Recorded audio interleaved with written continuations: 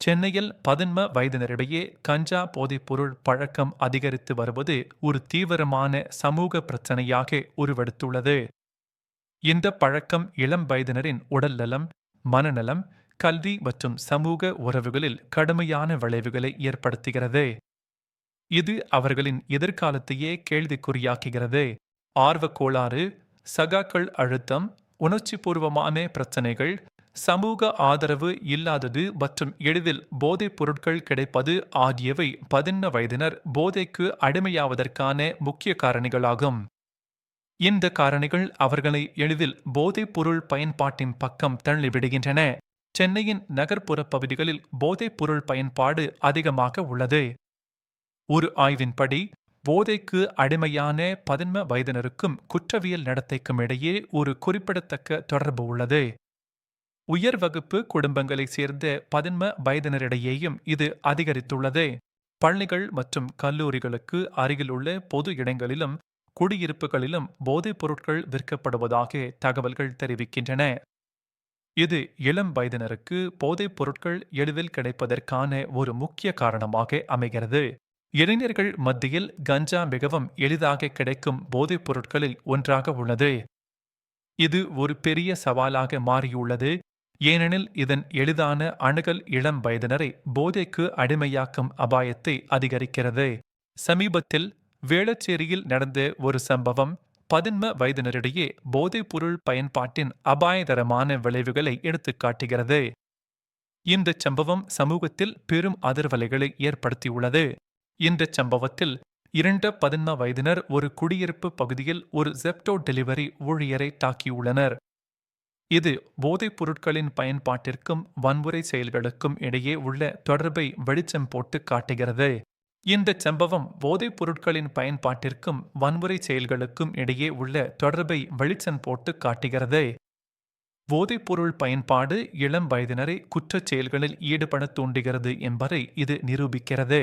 கஞ்சா பயன்பாடு 11 வயதினரின் மூளை வளர்ச்சிக்கு நிரந்தர பாதிப்புகளை ஏற்படுத்தும், குறிப்பாக வழக்கமான அல்லது அதிகப்படியான பயன்பாடு. இது அவர்களின் மூளையின் செயல்பாட்டை பாதித்து நீண்டகால விளைவுகளை ஏற்படுத்தும். இது சிந்தனை மற்றும் சிக்கலை தீர்க்கும் திறனை பாதிக்கும், நினைவாற்றல் மற்றும் கற்றலில் பிரச்சனைகளை ஏற்படுத்தும், ஒருங்கிணைப்பை குறைக்கும் மற்றும் கவனத்தை சிதறடிக்கும். இதனால் அவர்களின் கல்வி மற்றும் எதிர்கால வாய்ப்புகள் பாதிக்கப்படும். மேலும் இது மனநல பிரச்சனைகளான மனச்சோர்வு, சமூக பதட்டம், தற்காலிக மனநோய் மற்றும் ஸ்கிசோஃப்ரெனியா போன்ற நீண்டகால மனநலக் கோளாறுகளின் அபாயத்தை அதிகரிக்கும். இது அவர்களின் வாழ்க்கை தரத்தை வெகுவாக குறைக்கும்.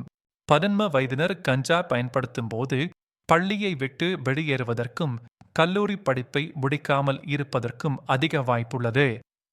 இது அவர்களின் கல்வி மற்றும் தொழில் வாழ்க்கையை கடுமையாக பாதிக்கும். 11 வயதினரிடையே போதைப் பொருள் பயன்பாட்டை தடுக்க பலதரப்பட்ட அணுகுமுறை தேவைப்படுகிறது.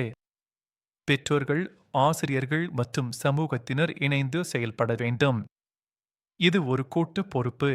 பெற்றோர்கள் தங்கள் குழந்தைகளுடன் தொடர்ந்து வெளிப்படையாக பேச வேண்டும், போதைப்பொருள் பயன்பாட்டின் ஆபத்துகள் குறித்து விவாதிக்க வேண்டும். சகாக்களின் அழுத்தத்தை எதிர்கொள்ள அவர்களுக்கு உதவ வேண்டும் மற்றும் அவர்களின் நடவடிக்கைகளை கண்காணிக்க வேண்டும். பள்ளிகள் மற்றும் கல்லூரிகளில் போதைப்பொருள் எதிர்ப்பு விழிப்புணர்வு நிகழ்ச்சிகளை நடத்த வேண்டும், மேலும் கவுன்சிலிங் சேவைகளை வழங்க வேண்டும். போதைப்பொருள் விநியோகத்தை எதிர்த்து போராட காவல்துறைக்கு பொதுமக்கள் ஒத்துழைக்க வேண்டும்.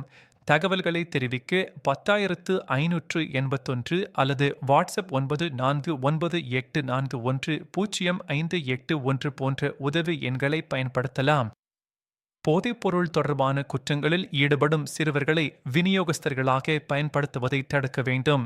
அரசாங்கம் போதைப்பொருள் தடுப்பு மற்றும் மறுவாழ்வு மையங்களை மேம்படுத்த வேண்டும், மேலும் போதைப்பொருள் கடத்தலை தடுக்க கடுமையான நடவடிக்கைகளை எடுக்க வேண்டும்.